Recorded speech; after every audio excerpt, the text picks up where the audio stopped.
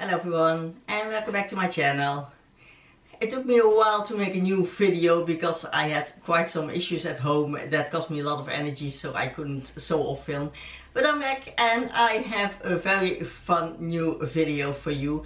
I bought some new gingham fabric. It's a Seersucker, and you see my top I made a few years ago from a thrifted blouse. And I really like that gingham print. It's so fun and summery, and I don't think I have a video out of this top. I think I made it before I started my YouTube channel, but if I have, I will link it down below in the description box if you like to recreate it out of an old blouse that you can thrift, or maybe you have hanging around in your closet or in some of your family members' closet. It's very easy and very nice top. And I thought I bought now a new gingham, but it's a bigger print, and I will make a blouse out of it. But I will do it a little bit differently than I normally do. Normally I will show you the inspiration picture and I show you what we're gonna make. But now I will do it the way I used to sew before I started my channel. And that is not always, but often. I would just start with the bodice and then see how I will do the rest. How I will do the sleeves, I will do the skirt when I make a dress. Just by seeing how it looks, how it feels, and then go on from that. So I will just start with the basic pattern of the top. So that I can try it on, and then I'll see what kind of sleeves do I want. I'm not really sure, I'm really not sure what to make. I'm thinking of just a simple plain shirt. But maybe I will change it, because this is a very nice cotton Seersucker. I don't know if you can see it, but Seersucker is that fabric that has that bubbly effect, and the nice thing of that is that it doesn't wrinkle. You shouldn't even iron it or press it, at least just the minimum, because then you will iron down the bubbly effect, and that's the nice thing of Seersucker. And somehow, although it's just plain cotton, it wears differently. It wears more airy, in my opinion, in the Seersucker fabric.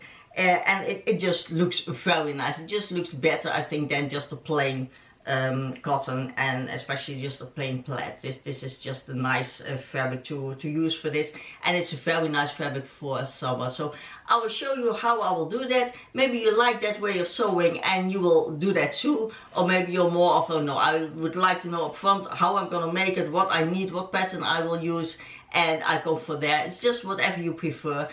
For me, it gives me more, it asks more of my creativity that I like, that I don't know upfront what I want to make, because then I will normally do just the same pattern, or you see I always do adjustments, but just the same kind of garments that I like, that I know they're good on me. And when you do it like this, you are motivated to change it up a little bit. Just try the bodice on and see what kind of sleeve can I make. Will it just be a normal sleeve, or a longer sleeve, or a cap sleeve, or whatever. You get more motivated to try different things and to do different things. So that's why I want to make this video now. Maybe I will just, for the next videos, I will just turn back to my old doing, also depending on what you would like me to do. But I will make a blouse out of this nice gingham.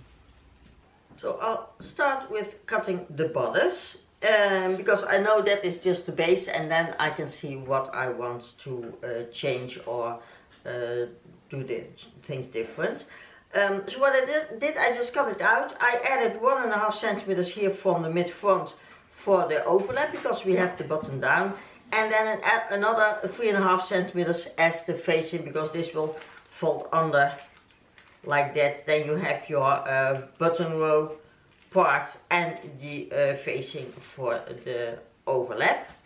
Then I will use the darts for the bust, because this is a non-stretchy fabric, and I know then it will fit nicer on me. I took the side seam that is curved in a little bit on my waist, but I think I won't use the darts. I'm not sure. I just see how it goes and see how it looks. Maybe I will use the darts, maybe I won't. I don't want it too boxy, so that's not why I not cut the side seam straight down, but give it a little bit in. But that is all. For the rest, it's just a white, straightforward bodice. And because this is plaid gingham print, try to make sure that your lines will connect, because it looks nicer, more polished on your garment when you have stripes or plaids or something, that they match up on your shoulder parts and also on your side seam. Later on, if you can, also on your armhole, but sometimes that is just not possible, especially when you make a dart or something. Sometimes it just won't work, but at least your shoulder seams and your side seams, that is very easy to do.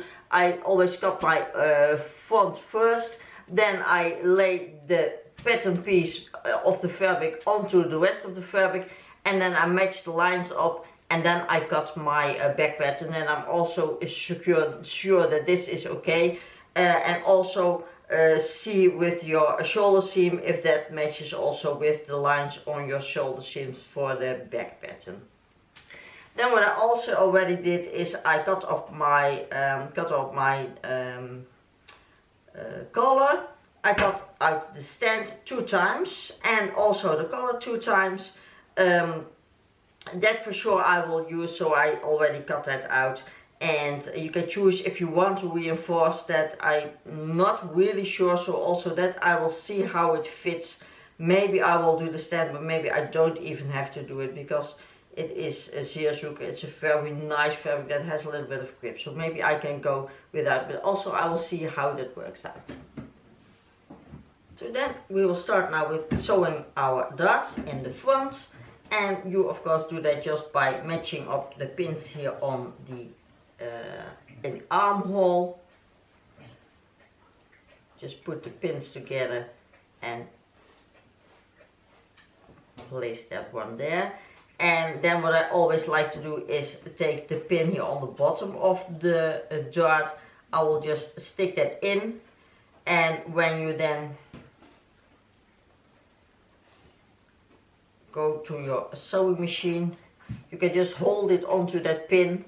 And the nice thing is, when you have that, you can just lay your fabric, put this on the under the needle, and then you can just, when you tuck on this pin, you get a nice fold here to sew your dart to that end.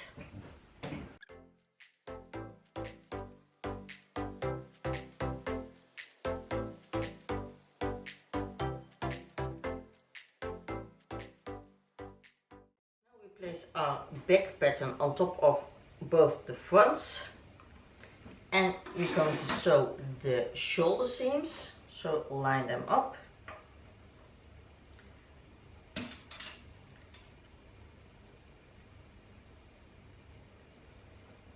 On both sides.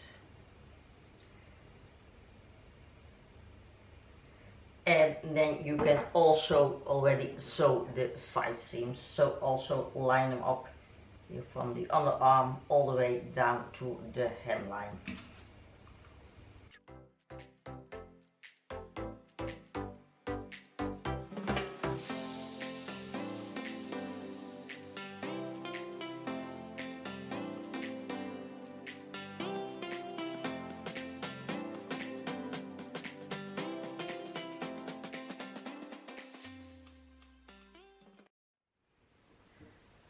So the shoulder seams are nicely sewn, the stripes just go on all the way. Here the same, side seams also, and you don't have to do it, but it just looks a little bit more neat on the side seams. You don't really see it because it is going in my case, but when you have it a straight side seam, you will certainly see it when the stripes are nicely going in one row, in one line. That looks just more polished and more expensive when you do it like that. Now first we're going to work on the collar, because then I can try it on, see what I want to do with the waist, maybe put the darts in, what I want to do with the sleeve. So I first want to finish here the top part. So what I'm going to do now is finish here the mid-front line for the bottom row.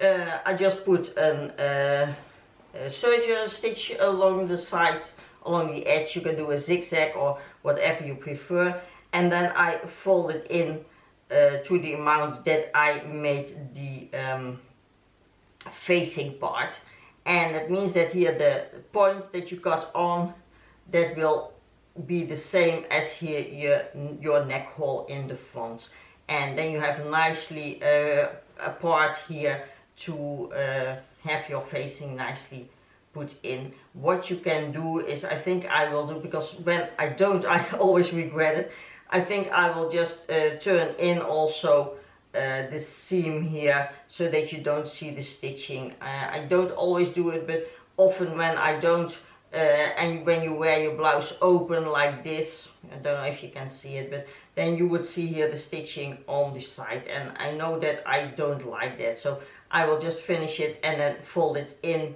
so that you just see here the stitching. And it is also nice on the outside, and you have stitching here that is nicely the edge of your button row, of your button part. So that's what we're going to do now.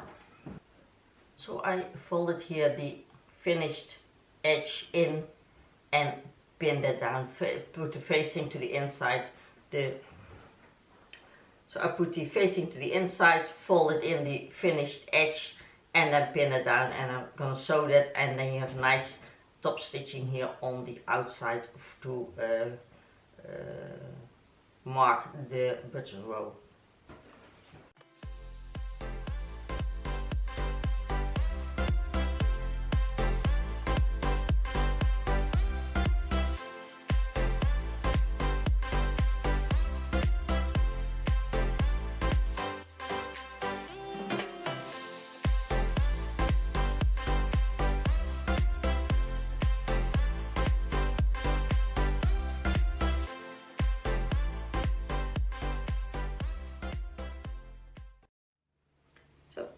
Button rows are nicely finished. You can iron it down if you like to, but because Seersucker has that bubbly appearance, I like it the way it is now. I don't like to flatten it out, so I haven't pressed it or ironed it at all. I like it this way.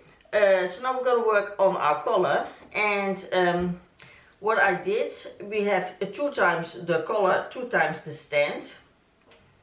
And on the inner part I ironed on some very light interfacing, just to give it a little bit more grip, so that it doesn't really wrinkles in when you wear it. Don't make it too stiff, because that doesn't match the fabric, but with this it's just a little bit more. It's an H200 interfacing, and that works very well with this material. So what we're going to do now is we're going to sew the 2 parts of the collar together on the outside, and then we're gonna flip it and put it, sandwich it here in between the 2 stands, and then we're gonna sew that together. I'll show you later. First we're gonna sew our collar from the outside.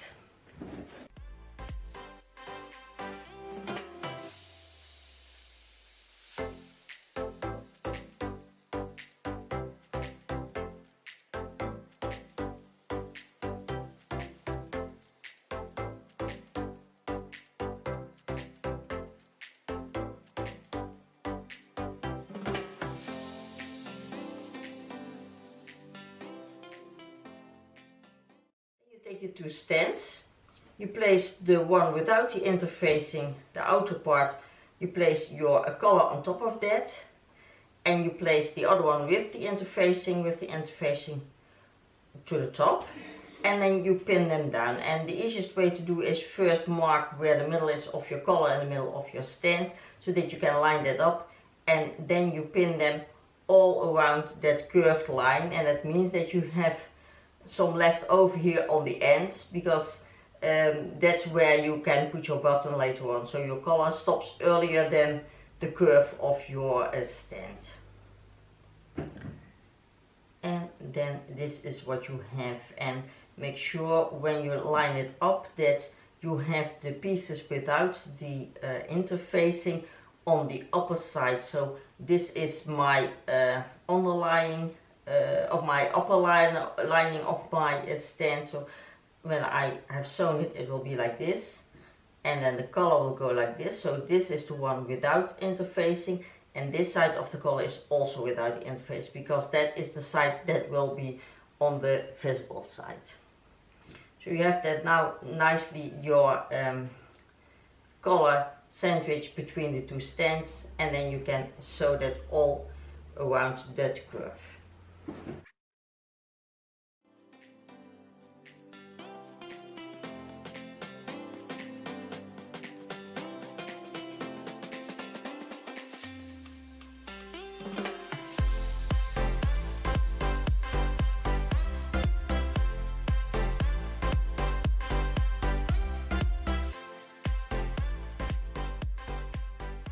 Now you have sandwiched your collar in between the two stands, and then cut off most of your seam allowance and give some snips here in the rounded corners, and then flip the collar to the outside. And of course, because this fabric is so nice and wrinkly, you can press it, but I press it just a little bit just to flatten out here the seam and make this rounded edge nicely, but I don't want to press it too much that the wrinkling effect goes away, because that is just the nice thing of this fabric. And then you're gonna attach the stand to your shirt. So these are the two fronts, this is the mid back that I marked, and then you will attach the part of the stand without the interfacing to the blouse. So match up the mid backs and then go all the way around to both the front parts, and then pin that down and sew that together. So you go to that end, this rounded corner to the other front part, and then you can just distribute the rest of your stand to the rest of your neck hole of your blouse, and then sew that on.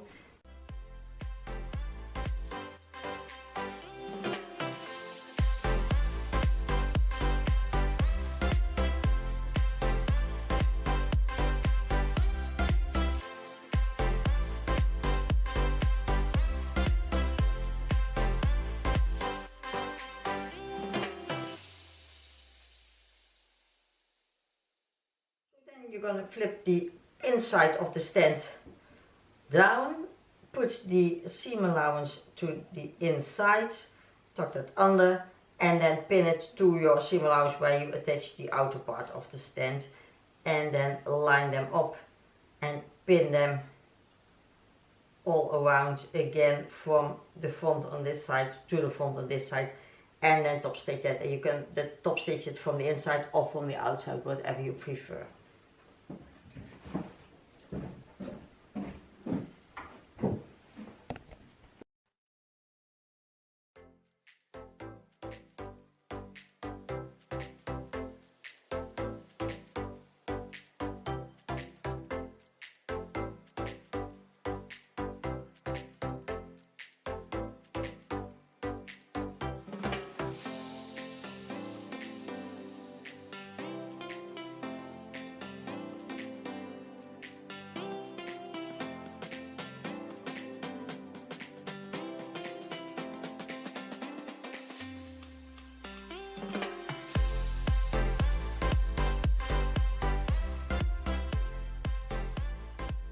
Blouse is nicely together.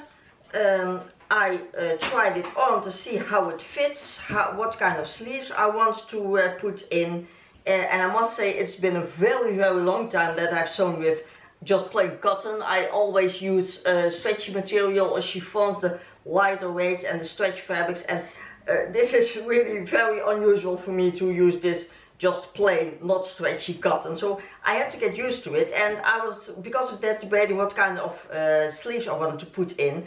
At first I thought I would just put normal short sleeves in, but then I thought no, it's too boxy, it's too stiff, although it is of course a rather thin cotton, but for me it is way more heavy than what I normally make and wear. So I took my basic pattern for a sleeve and I changed it a bit. I took some off of this is the front of my sleeve, to give less fabric here in the front, here where it goes into the armhole. I like to have some room and some fabric here around my arm because I don't like my sleeve to be too tight. But because of this fabric, it won't look nice when there's too much fabric here. So I took off the front part of the head of the sleeve. And of course, when you do that, you can just do that, but make sure that you have the same length of the head, that it fits into your armhole. So always measure it and maybe adjust your armhole if you need to, or adjust the head of your sleeve that you are adjusting. And then I also thought, well, I don't like really just a straight sleeve, that is too heavy. So I made a curved sleeve, so it will be more of a cap sleeve, or how do you call that? Well, I don't know the word, but I think you understand what happens when you make your sleeve like this. And then I thought, well, then I have a curved seam. You can finish that with the facing, but I tried to do it with some bias tape, and I already made one of the sleeves. So, well, I cannot show you because I already showed the sleeve seam, but you see, this is the front, this is the back, and I finished the hem of the sleeve with the bias tape, and I think that looks really nice because you have then a different direction of the pleats, of the plait, and I think that looks very nice. So then you have a sleeve that is more like this, going up your upper arm. And on my body that looks very nice. It's not that boxy, it gives a little bit more flair to it, and I like that very much. And finishing it with the bias tape worked very well. So I'll do that same for the other sleeve. Finish the hemline, close up the sleeve seam, and then we will place that into our shirt.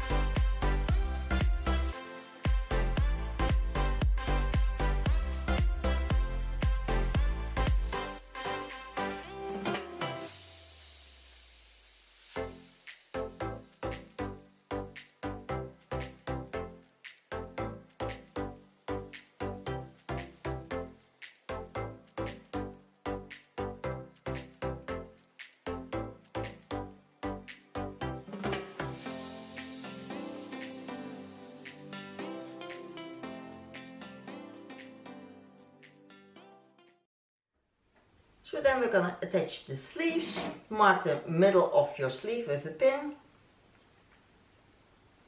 and line that pin up with your shoulder seam. And the easiest way I always do is like this, just flipping your blouse over the sleeve, and then pin the shoulder seam to the mid of your sleeve. Then pin your sleeve seam to your side seam,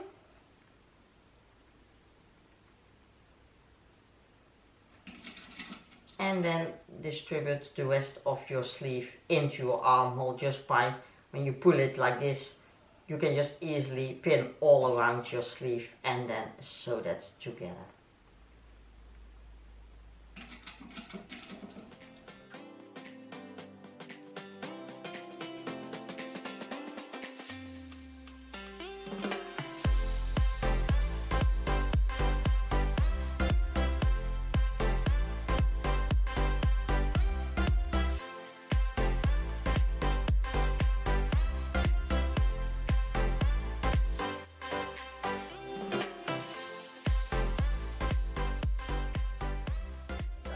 Looking really nice with that going upward curve. Now the only thing we have to do is, of course, hem the bottom and put here the buttonholes and the buttons onto the mid front. I will not film that because every sewing machine is different for making buttonholes, so I will do that just off camera and then sew your buttons on. Make sure that you line the stripes nicely up so that it goes continuously to the other side, and then your blouse is done. And for hemming, of course, you just fold it in once, fold it in twice, and top stitch that. And also again, make sure that your lines continue. So I did my hemline and I made it quite a bit shorter because it was way too long. And then I still thought it was a bit too boxy on my body type. So what I did is I seam ripped here, the side seems a little bit open, made a reinforcement stitching here on the end, finished the edges and folded them over so that I have a slit on the hemline on both sides, and that makes it really way more flowy and not that heavy with the slits on the sides. So if you want to do that, you can easily do that too. You can do it afterwards. Of course you can do it better in the beginning, but it doesn't really matter. It's not that much of work to seam rip it and just make a new stitching here so that your slit won't open up. So I'm gonna hem the whole shirt and then just finish with the buttons and the buttonholes.